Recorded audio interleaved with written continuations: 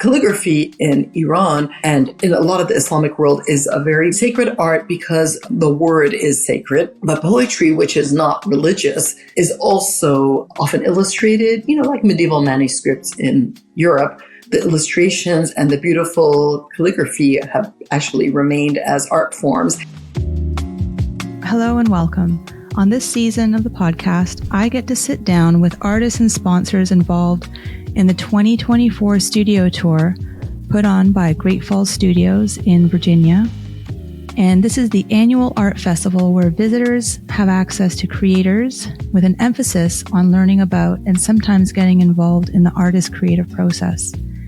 The tour takes place this year on Saturday, October 19th and Sunday, October 20th from 10 a.m. to 5 p.m. You can find out more on www.greatfallsstudios.com. So that's www.greatfallsstudios.com. Thank you and enjoy the show.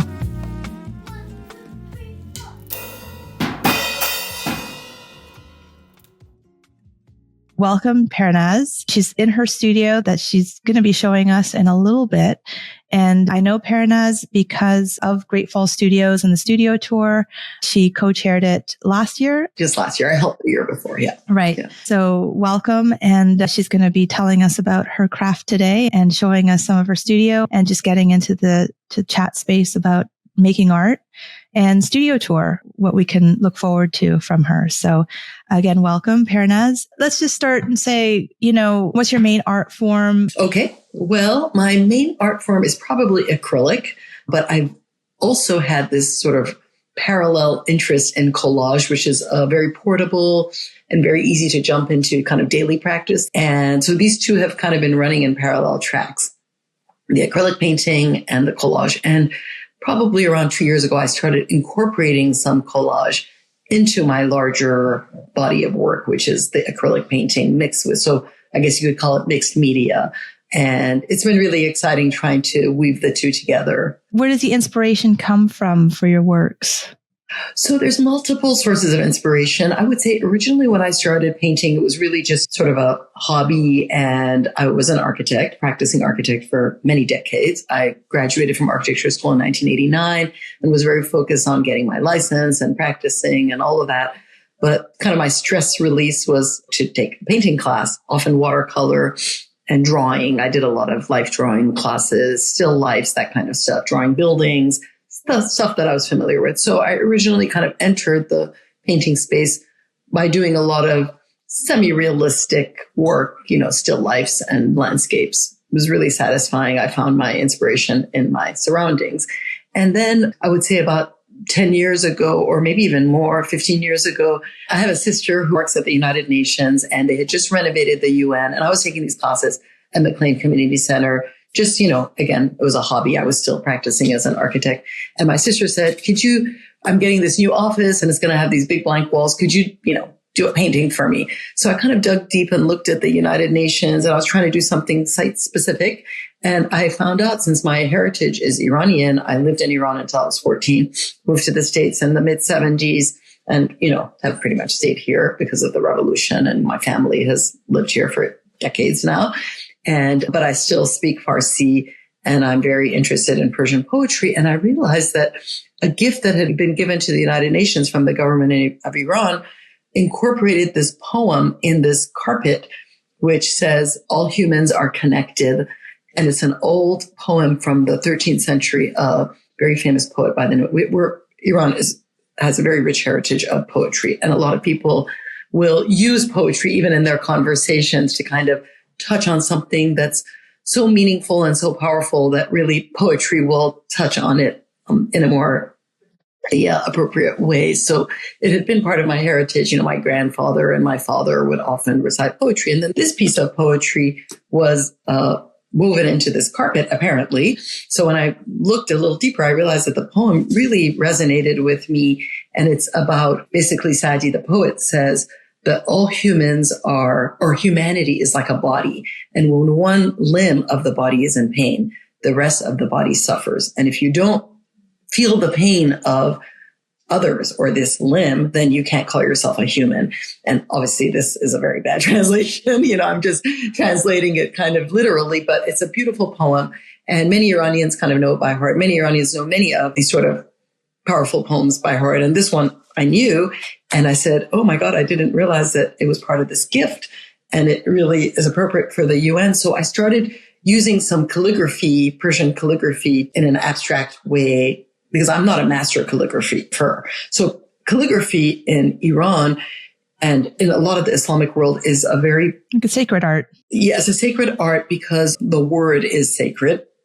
But poetry, which is not religious, is also often illustrated, like medieval manuscripts in Europe. The illustrations and the beautiful calligraphy have actually remained as art forms. And when I was in school in Iran, I went to an American school, but we had a Persian module. We had to do the Farsi classes. And in 5th grade, part of the mandatory exam to graduate from elementary school to middle school was this calligraphy module. And it was literally my favorite module. Like, it's the only one that I did well in, frankly. So I loved calligraphy, and I love Western calligraphy as well. I practice both. And so I'm not a master calligrapher. Let's just get that out there. But the shapes of letters and calligraphy has always really, like, just even fonts, even printed letters really have always interested me. So I got a lot of inspiration from that over the years. And I thought, okay, let me do this calligraphic abstraction of that poem. And after that, it's almost like this thing became an obsession, finding poems that inspired me and then finding colors or compositions that would evoke that feeling of the poem. And there's like 4 or 5 that I almost have on rotation. And I can't seem to tire of them. So those are some Persian poetry, probably about 4 or 5 poems I've really been obsessed with for the past 10 years since I went full time into painting. But the seed was the original one was that one that I did for my sister. I think it just started this journey in that exploration. Isn't that amazing? That's beautiful. Did calligraphy potentially inform architecture for you? Like, when you went into architecture, like looking back at your work now, did it ever you go, wait a second, there's something calligraphic about what I did here or something, or it was just something that just kind of stayed until now? It's interesting because one thing that I actually love all kinds of architecture. I don't have like a favorite style. I like maximalist. I like minimalist. I love them all. But one thing that I struggled with in architecture, 2 things I would say, is that I felt like there's a desire for perfection. And I know calligraphy does that too. But what I love most about the handwritten gesture, when you write by hand, is seeing literally the hand.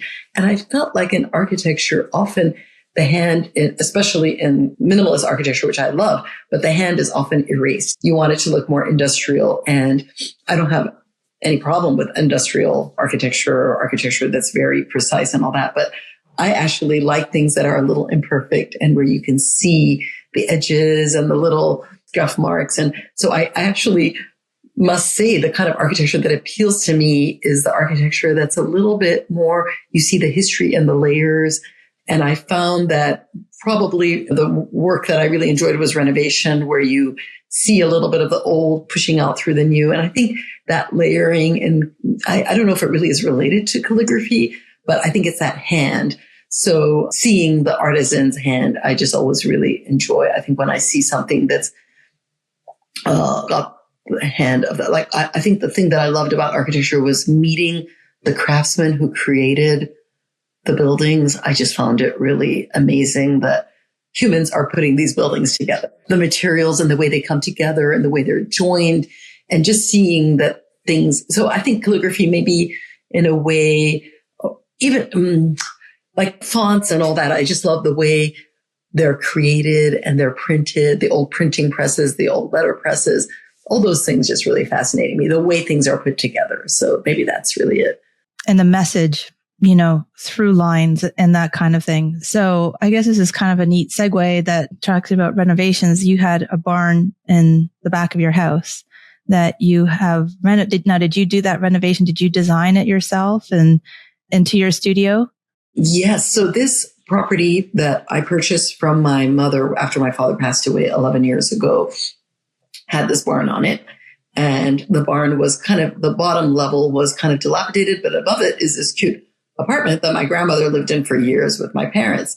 So the apartment was really nice, but below it was kind of musty and dark, and it had all these groundhog tunnels and a mud floor. It was kind of a scary place for me because I was worried about snakes and mice and all this stuff that was running around. It wasn't very well lit. So we were debating what to do about it, and basically to secure the posts that were compromised because of all these groundhog tunnels, we had to remove the stables that were in bad shape and pour a cement floor to secure it because it was just a post structure. It didn't have a foundation. Very basic, yeah. Yeah, it was built in the 50s, probably early 50s. And when we cleared the stables, I realized, oh my gosh, this is a really nice space. Like all of a sudden we lit it up, we fixed it up, we cleaned it up. And so I immediately took it over and created. And I think it was the same time that I was leaving architecture, finding a lot of fulfillment in art. And it's almost like this barn and purchasing this from my parents. It's like it all came together in this really kind of magical way. And I just feel so grateful because I have this beautiful space. I have a lot of room. I can host people here. I have collage workshops, or, sometimes I collaborate with other artists and we come here and work together. So it's really changed my life having this space, because prior to that, when I was taking classes, I basically didn't have a place to continue my practice. I didn't have enough room. So I really only painted in the classroom, or I did collages or little small paintings on a little sketchbook at home. But having all this space now has really been a game changer. That's a blessing. You want to look at things mystically. It's like, one step opened up another door.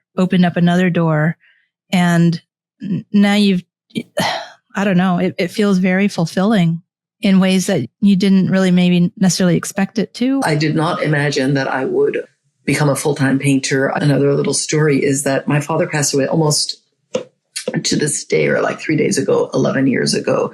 And on the eve of his passing, I was going on a workshop to Morocco. I was really into watercolor then. It was my gift to myself for my 50th birthday. My husband and I both went because we traveled together. We went to Morocco, and it was right after my father had passed away. And I was very sort of, obviously grieving his passing, but also thinking, I'm turning 50 soon, and what do I want to do with my life? I love architecture, but that workshop really tapped into this sort of creative thing that I felt I wanted to spend more time doing. And right around that time, I returned, after the workshop, and my mother wanted to put the house on the market, and we purchased the house. She wanted to leave the house that she shared with my father and move to a smaller apartment. And purchasing that house and having these feelings of wanting to dig deeper into my art, it's almost like, just like you say, one thing led to another. It wasn't planned, but like you say, one door opened another door. And I think what it taught me really was to trust this gut feeling that I had. And maybe as you start to face your mortality a little bit more, you don't waste any more time as much. I think it was almost like I realized, okay, my father was 85, I'm 50, 5 decades have flown by. These next 3 decades, I want to really be a little bit more intentional about what I'm doing. And I think that just made me have a little bit more focus on my life. And I think it's also affected my art too. Like, I was doing all these pretty landscapes and still lifes, but I felt like now I really want to put myself into it more. You want to cut to the core. Exactly. Your message out. So I feel like my art practice is getting closer and closer to really who I am and what I want to express. Again, because time is running out. Like, let's just get to it. Yeah, no, it's what's at the core of you. And having found that message of humanity and being part of a body of humanity in this world, and saying to people, hey, let's look out for each other, right? Exactly. Let's look after each other. Exactly. And I'm not afraid to feel all the good and the bad, right? Because that makes us human. We can't make everything perfect. It would be nice if nobody ever suffered, but feeling other people's suffering actually enriches us sometimes and edifies us. And Silvana, what's really interesting is I'm not an expert on Persian poetry by any stretch of the imagination. In fact, I went to more of an American school in Iran, and it's the one thing that I wish that I had studied more, but it's never too late. One thing that I've discovered reading about some of these poets, the very famous ones, Rumi, that a lot of Americans know, and Saadi, the one who's one of my favorites, who I explore a lot of his poetry, they both were fairly contemporary, and they both lived in very dark times. They lived in the times of the Mughal invasion of Iran. There was a lot of insecurity and life was not easy. And both of them traveled a lot. They both were Sufi mystics, and they traveled and tried to really cut to the core of the message of love and hope, because their poetries were inspired maybe by darkness. Maybe they had to process that darkness. So it was really interesting for me to see that they were able to create these beautiful words that in a way, were messages of hope and things that tie us together, or the humility of humanity, and really the fact that we're just specks and we're nothing. And, it is this, it's from the 13th century. Things really haven't changed. There's always fear and sadness. Well, we always need messages of positivity and hope, right? Yeah. And to feel like you're not alone, because sometimes you think, oh gosh, everybody else has it easy, or everybody else has it good.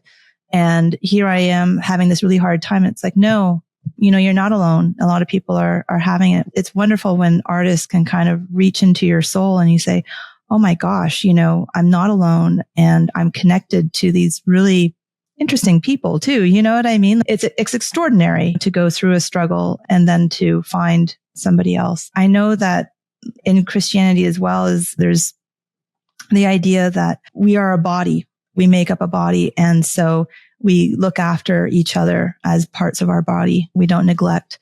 And it's nice to hear, it's so nice to share these kinds of points of view. They're all very similar. There's so much cross-cultural, and we're all humans. We're all having sort of similar experiences. And the more specific you are sometimes, the more universal it is, actually, which is really interesting. So one of the paintings that you can see, these two back here, they're the same theme. It's the same title, which is gratitude.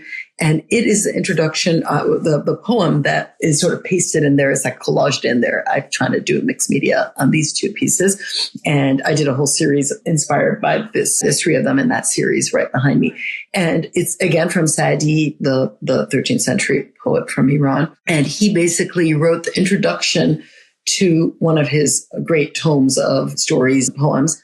The introduction basically says that we need to be grateful, that we can never be grateful enough to God. It's how you write an acknowledgement in the front of a book, like I'd like to think. So he's trying to thank God, but he says we can never be great. And he said we can never thank him enough, because with every breath, we need to thank him twice, once for the inhalation and once for the exhalation. And who is capable of enough thanks? It's just such a beautiful piece to me. And how can you focus on your breath all day long? You can't. We're not capable of focusing on our breath all day long, but we need to be grateful. And it makes me think that as bad as life can be for anybody, and we're extremely blessed, but at the end, if you have your breath, you still have something to be grateful for, and it's just so powerful for me that I don't think I'm ever going to stop painting this theme, at least right now. Just the shape of it also intrigues me, but it's kind of hidden in there. It's not spelt. It's cut off a little bit, So it becomes a little bit of a compositional game, but also the meaning is there. And so I was trying to show infinite gratitude. This middle one is infinite gratitude, because really we're not capable of that enough gratitude. Right. Oh, what a beautiful message. It's very powerful. How about maybe you can give us a little bit of a tour of your space now and that would be great. So this is my studio space, and you can see this is where I work primarily. I see a lot of chairs so people can come and join you. Yes, I'm having a collage workshop here. And then this is some of my multimedia work using old letters. And the title of this is The Past Has Passed in Persian. I've written it. Okay. So it's kind of a riff on the past. And then these are the gratitude paintings, which we talked about. And then this is kind of where I paint in this corner near the window. This is a painting that I'm working on right now. Can you see it? Yes. This one is that Saadi poem where he says we're all connected as humanity. So the words read from right to left, and it says Bani Adam, which basically says all humans. Adam means human, which is also Adam, the first human. So that word Adam means human. And then here I have a peace wall, which is looking a little spotty right now, but I've been focusing a lot on the word peace in my collages. I do a daily collage using just old magazines. So you can see these are all using the word peace, and then more collages here. So I just have this daily practice where I make a lot of collages.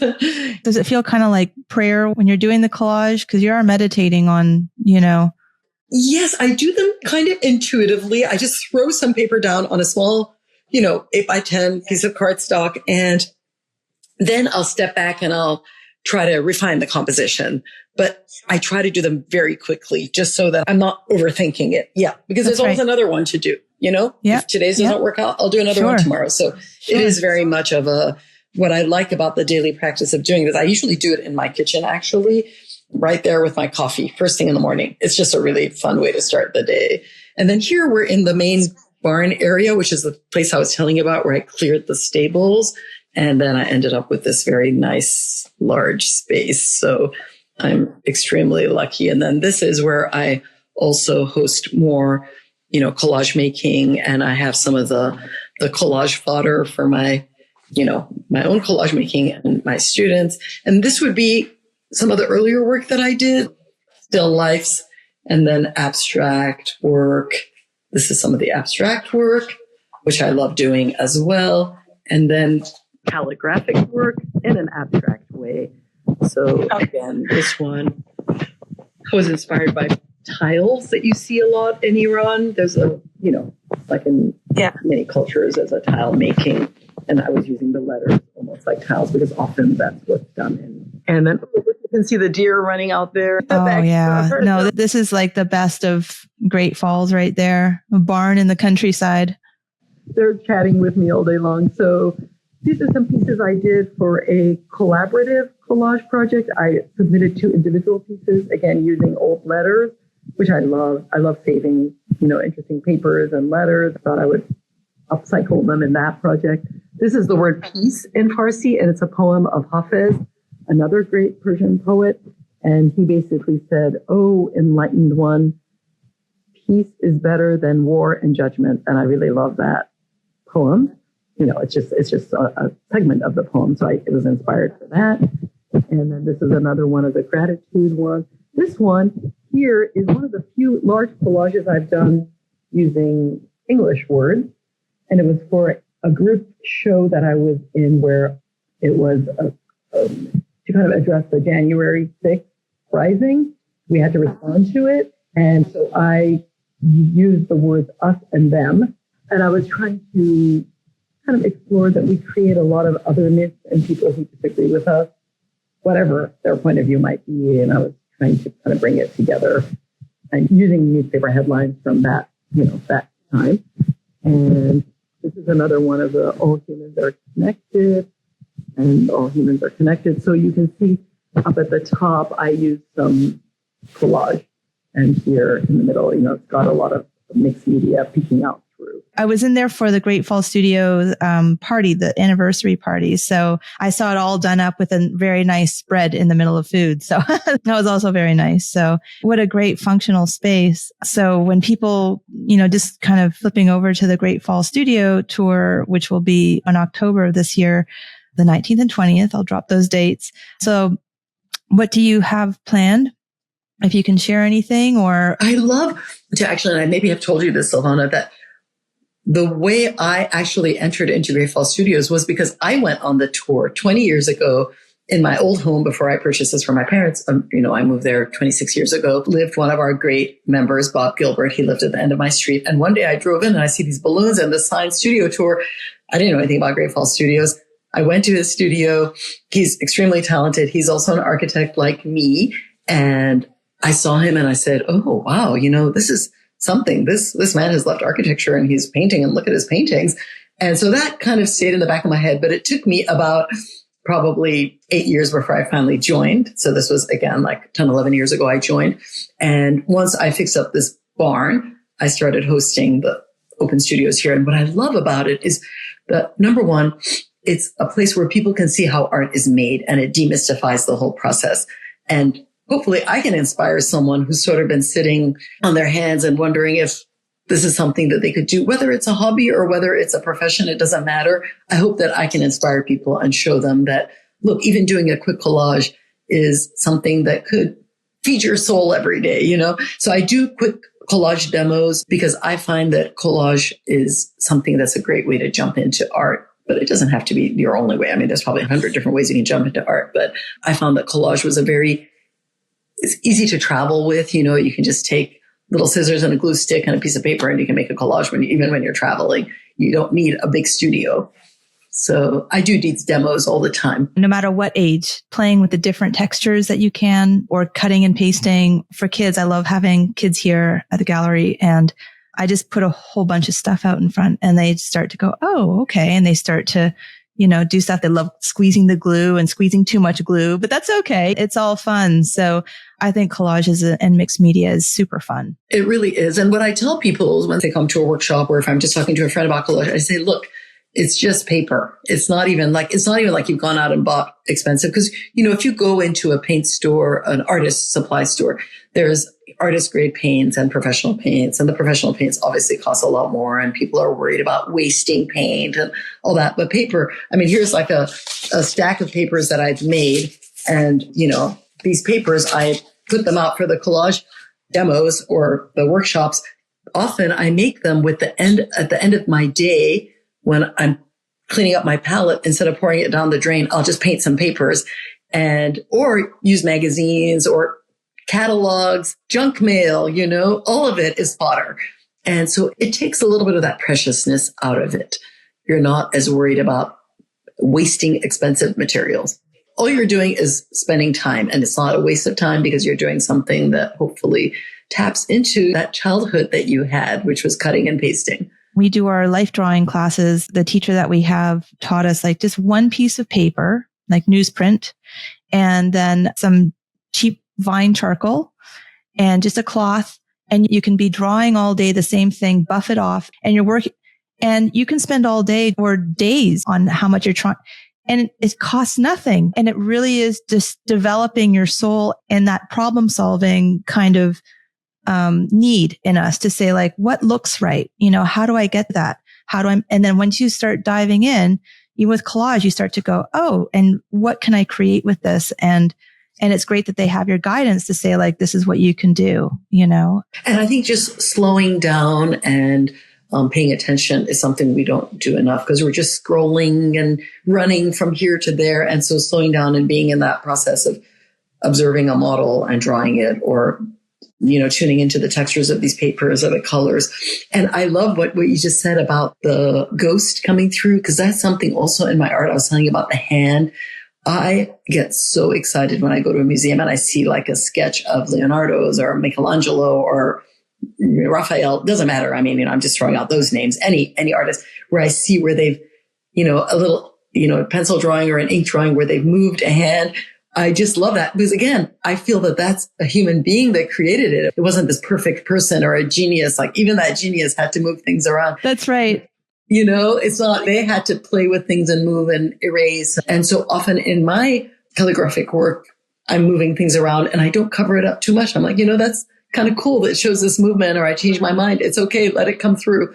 I actually kind of like that. It's called pentimento. So I really do like that. Oh, okay. Neat. Yeah. So I enjoy seeing it too. And yeah, that's interesting that you say that, like being able to pick up on what you like about something. You go, oh, it gives me some comfort seeing kind of the adjustment, and the shift, and seeing the person's process when they deciding what they were doing and stuff like that. So exactly. Because it's all a process, like looking at the progression of any artist's work. It's really just watching their process. They're just, figuring things out as they go along. Right. Which this is a nice way to get into your process. So you say in the morning, you just put together a quick collage and you get those juices flowing. You've already accomplished something creative to start your day with. You can't help but be happy and go out, when you're out, because you're like, I already created something. When you're going to start a work, whether it's a commission or it's an inspiration, what is your process? Yeah. So I have found it helps if I do two at a time. One is that I don't muck things up so much. Like sometimes when I focus on one for too long. So if I'm doing 2 or 3, it helps. And that palette kind of transfers into 2 or 3, but I might change it in one. So and with commissions, I found that that's been extremely helpful to do 2 or 3, usually 2. And then I offer the client a choice. And I did that in architecture too, always like 2 options, if not 3, so that you can kind of give that person a way to, it has to please them. And if it pleases me and they don't love it, it's fine because I'll keep it. But if it pleases them, then even better. So it's exploring kind of 2 different maybe. And so I often do 2 or 3 at the same time. I often have 2 or 3 projects going, and I'm lucky that I have this big space because I may have one on the table and one on the easel and one on the wall. So I'm working on them at the same time. And a part of it is also maybe my attention span, but I think it's just been really helpful. So I'll come in and work with great energy on one. And then when I find that I'm reaching this point where I'll jump to another one. Yeah. So that's been kind of my process. If I'm doing work on small pieces, again, even a collage, I might even do 2 or 3 because there's stuff left over and might as well throw it into another collage. I just feel like you're constantly creating as wherever you go. Yes, you're picking up stuff and saying, like, even if you're in a restaurant, you're kind of like, okay, this can go here, this can go there. Everything is, up for grabs. Yeah.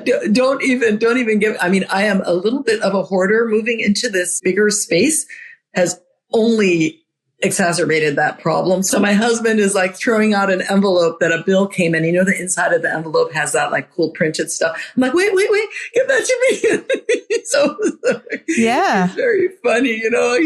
He's not funny. I'm the funny one. He sort of is a little worried about me, but everything is potential fodder. But you're right. I mean, even, everywhere I go, I'm composing in your mind, and it's just, you can't help it. But the travel. A friend of mine was making, I had a shelf that had slats on it and I needed something flat. And so he cut just this, this plastic. It's got like a texture on one side and I don't need it anymore, but I can't bring myself to throw it out. I'm like, I'll use it somewhere. You will. Don't throw anything out. My kids, when they had to do art projects at school or make a poster or whatever, we always had the stuff. We didn't have to run off to Michael's because we had the stuff in our house always. So, because I always have a lot of materials. Yeah. I think people come into my space and they think, what the heck are you going to do with all this? I said, no, it comes in handy. It totally does, so you just never know. So just be ready. Exactly. We're always on the ready. So, okay. So we'll be doing collage work for the studio tour. People can come in and participate in that. And then they'll be able to see your beautiful space and get to meet you and talk to you about your art. And it's wonderful. So it is so much fun. It is fun, isn't it? And the thing that because I also was introduced into the studio tour and I thought, this is great. Like, what a great community here. And, I saw all different kinds of art and it was approachable. All the artists I found were approachable. And I just thought, this is amazing, just to have this home with these beautiful views like what you have and to be inspired by looking out the window and then having this great light and the space that you have up in Great Falls to do these things. It totally captivated me. And then I thought, well, this is so great that, because again, you kind of be intimidated. Well, I'm just really an amateur, but there's room for everybody to be a part of it. As long as you have a studio or you live in Great Falls, it's such a great opportunity for people to really venture into something new and to feed your soul with that, if that's something, because there's so many times when you think, well, I've given myself to this, and this, and now what for me and what's in my heart? Art is such a beautiful outlet. And I think everybody's an artist. You just have to find your thing. The studio tour, I think it was very life-changing for me just to kind of see what people were doing and for there to be, just this smaller kind of manageable group, 'cause I'd moved in from New York City. So it was like, okay, that's a big, vast world of artistry there. And, where do you find your space? And this was like, oh, this is nice and kind of compact in a way. And also people here and people in Great Falls are doing it. I mean, New York, obviously it has to be more commercial just because of the cost of living in New York. But also here, I think what I love about our group is that there are some people who are weekend artists and there are some people who are full-time, and we all create this wonderful community. It's not only professional, ultra professional, but I think there's room for everybody. And I think there's a lot of beautiful friendships that happen and inspiration that happens across different media, whether it's jewelry or pottery or photography or mixed media or painting. We actually kind of nourish each other. So it's not just a painting group or just, I love the fact that it's actually multiple disciplines. And I completely agree with you that everybody who comes to my studio, I tell them, they're like, oh, you create art. I'm not an artist. I don't have any talent. And people say this to themselves all the time, but I would challenge them. And I say, look, if you're creating a beautiful meal and bringing it to your family, or if you're taking a few flowers from your garden and putting it artfully in a vase, you are an artist because you already want to create something of beauty or something that feeds your soul. So I think everybody has that. And I think Great Falls Studios is very inclusive. It's not one of these like juried groups where you have to meet a panel of people's definition of what constitutes an artist. I love that. I'm looking forward to seeing, this year again, the final offering from everybody. And because I think everybody enjoys it every year when they come to visit. So I was trying to think of something else. I feel like we've run through a lot. Yeah, I think so too. Yeah, me too. I love all of your new ideas. You and Sandy are really taking the helms. Robin Smith, who worked so hard for 3 years. I joined her last year as co-chair, and it was the 20th anniversary. So we really expanded the committee and a lot of people jumped in and helped. And it just really was a wonderful experience seeing artists come together. Almost everybody on the studio tour helped in some way. But then with you and Sandy stepping up, I think, it's like the next decade of studio tour, it's going to just be a little different. And I love the fact that there are all these new ideas, and it's just really invigorating and inspiring. Yeah. I think Sandy's got a lot of energy, and she's connecting with a lot of people and coming up with different ideas. So, I'm just holding on for the ride and try to support as much as we can. But I think we also feed off each other. But, it's been built up for, all these years, 21 years, right? And, you guys did a great last year. And then the years before that, Robin, and then before that with other people. Many decades of people working hard, going back to Laura Nichols, who's the founder, along with some other original artists who are still practicing in Great Falls. So it's really wonderful having people who've been around longer and then new people coming in. It's a really great group. So I'm very honored. Up until then, I was an architect and I was taking art classes as a hobby. Even in high school, I loved art, but I didn't call myself an artist. It's a pretty gutsy move to do that, because you think, well, who are you to call yourself an artist or something? But now that I'm a member of Great Falls Art Studios, I'm an artist. There you go. You belong to a collective. You're part of something. Community is, it helps you out tremendously. So yeah. And I think having artistic conversations and having people to talk about, colors and compositions and beautiful things that go into messages. What am I trying to achieve? And really, what am I bringing forth from my heart to get out to there? That's the artistry, right? What am I trying to say? And taking the time to do that. That's not everybody has the opportunity to, or the desire to do that. So when you do, it's like, yeah, you do have a rightful claim to that space, and you've been working at it for quite some time now. So you are a well-established artist. So it's pretty cool, right?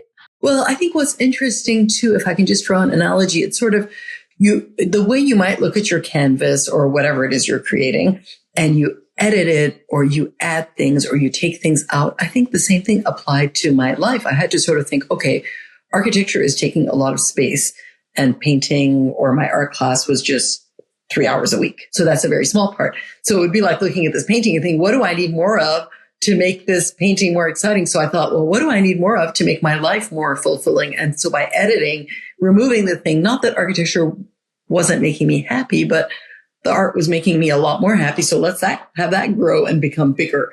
And so I look at my paintings the same way. Like, what part of my painting do I like? And how can I create more of that in my work? And then, of course, there's a lot of skills and things that have to happen. So that's the journey, is like figuring out how to articulate that thing. It's always a struggle, or not even a struggle. It's a wonderful challenge. So we've got Persian poets who have inspired you. Have there been any inspirations, visually, art-wise? Yes, visually, there's many artists. I just went to Glenstone, and there was an Ellsworth Kelly show, and boy, his stuff is really, I just love the boldness of his work. So Ellsworth Kelly, Alexander Calder, who is mostly known for his mobiles. What I love about Alexander Calder is he just had joy when he was creating his work, that joyfulness and doing something that, where he merged engineering and art with his mobiles. When I stand in front of his work, I'm just happy. And so that would be an artist who I totally love. I might see the work up close. I think it makes a big difference seeing an artist. I went to a show a few years ago that I will say is probably one that I'll never forget. It was a Diebenkorn Matisse show at the Baltimore Museum of Art. Wow. And the two of them next to each other, I almost cried because it was just so... I'm crying just thinking about it. And I didn't realize, the curators, of course, tell this story that I guess Diebenkorn had seen Matisse's work and had been inspired. So it was almost like he stood on the shoulders of Matisse. It's an influence. It's an influence. Yeah. So I have to, I don't know if my work looks like any of theirs, probably doesn't, but so they would be the visual artists the ones that come to my mind right now. In Baltimore, they have the biggest collection, I believe, of Matisse, and they have a lot of his sketches. We went last summer and it was a fantastic experience to go there. I really, really enjoyed it. We're really lucky to have these two great cities. And just drawing on, speaking of influences, Persian culture, incredible. And the French influence, I don't know if it depends on city or if it's just all over Iran. Northern Virginia has a very large population of Persian folks. And when I get together, with them, when they invite me, I just think, gosh, you're so stylish, and everything, and so articulate. And so it's a different experience. And they said, well, we had a lot of French influence. So, when they were growing up. And so they would be, I guess, your contemporaries of your parents. Yeah, my mother was actually born in Paris because my grandfather studied in France. France and Germany were the two countries that a lot of Iranians went to get their technical or higher education. My grandfather was studying medicine in France when my mother was born. America became the next stop. I was trained more in an American school to come to America, but we all learned French, and France was a big influence. I think one thing that's really interesting about Iran, and it's interesting about every country, but especially Iran, is right in the middle of the Silk Route, right? So there's so many cross-cultural influences and things that have come through, but the Iranian identity has still remained. But, the Arabs invaded and brought Islam. The Mughals invaded and brought some destruction, but also probably brought something. There's something, this Silk Route path cross through Iran. There are all these caravan stops, and there's a lot of architecture and towns that were developed around these routes. And you can imagine some people went through, probably stayed. And that cross-cultural influence created some of the beautiful things in Iran. And I think that now in our world where we have a lot of global influences, it's sort of the same thing. We all are living on this sort of Silk Road, right? Where we're all kind of bumping. I guess, America's still a young country. So there's still a lot more development yet to come and maturation and that kind of thing. So I look at kind of really mature, but it's funny because my mom's from Mexico and there's a mature population in Mexico itself. Maybe it comes because they had the Aztecs and the Mayans. I don't know if that adds to the maturity or something like that. They were also run by France for a time. So there's a lot of influence from France there. I went to Mexico City in 86 or 87, I think. And it reminded me so much of Tehran, the city that I grew up in, where there was a lot of beauty. Some of it was behind walls, so it wasn't all apparent, but so much beauty. So, and, I'm talking about, I went many decades ago. I've heard it's even more spectacular. And the food culture and the gardens and the architecture. And you're right, there was a rootedness in the past, but then looking forward. So I thought that was really interesting, that kind of looking back and looking forward at the same time. It's very exciting. Yeah. When I got together with these lovely Persian ladies and I just thought, oh, I recognize this. I recognize that there's a certain, you carry yourself a certain way. There's a certain mindset that comes with mature. Again, I can't put my finger on what exactly it is. It's probably like a study for me to kind of embark upon to say what makes a mature kind of place. Probably a respect for a tradition. But in order for a culture to not die, there has to be a willingness to change and move forward. So, but that respect for tradition Probably. Yes. And the elders and all that. So, which comes, I can see that coming from both. So anyway, just food for thought. I enjoy talking about these kinds of things, Me too. I think for me as an American now, I look at America and the freshness of America, but it is like a teenage country in some ways, and that it's a rebellious country, rebelling against authority, which gives you a lot of freedom. But I think I feel very lucky, and maybe you feel the same way. I also come from a deep tradition that will ground me. So I kind of anchored in some values, and I think all Americans are. There are some very common values that we all have, but the ability to question authority is one thing that I love in America. But that in and of itself would be a little bit like a teenage who's rebelling but doesn't know, rebel without a cause. You know what I mean? So if you really want a cause, then you do need to be very grounded and know what it is that you're willing to give up and what you want to not lose.